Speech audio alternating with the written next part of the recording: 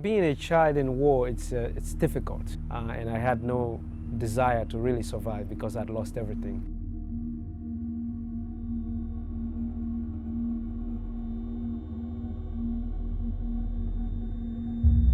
My name is Ishmael Beah. I am an author, and I'm also a human rights activist. By age 13, I had been recruited into the army, and I was fighting as a soldier. When the war finally came to my part of the country, I was 12 years old, and I started running from it. I lost everything, my immediate family was killed in the war, so my mother, father, and two brothers.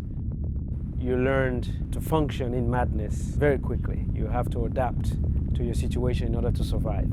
And often you're exposed to extreme levels of violence that you've never even heard of. There was a lot of hardship. We had lots of arms and ammunition, but no food, no medicine, and lots of drugs. But also when you've lost family and everything, you quickly learn to belong to this group. But to belong to this new group required violence. Violence became the way to show loyalty. There were several things that gave me hope. One of them was when I was a boy, my father used to say to me, if you're alive, there's a possibility that something good would happen to you.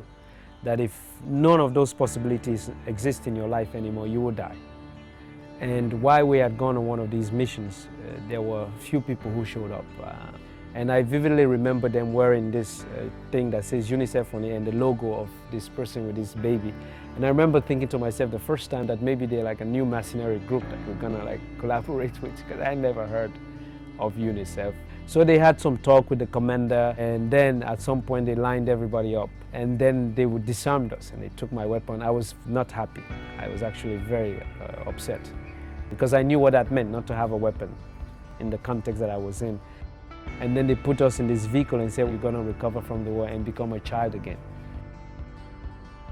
They brought us to a place called Approved School, which became the center that I spent 8 months there recovering from the war.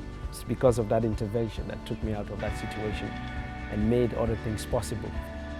After I came out of this experience of being a child in war, and I thought to myself, what can I do to give back?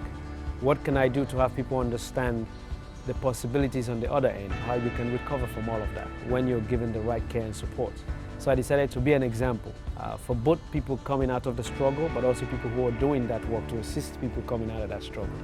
It's not often you come out of a situation, you meet somebody who has come out of a similar situation like you, and it's doing well and it's standing there. So it gives you hope that you too can do something with yourself.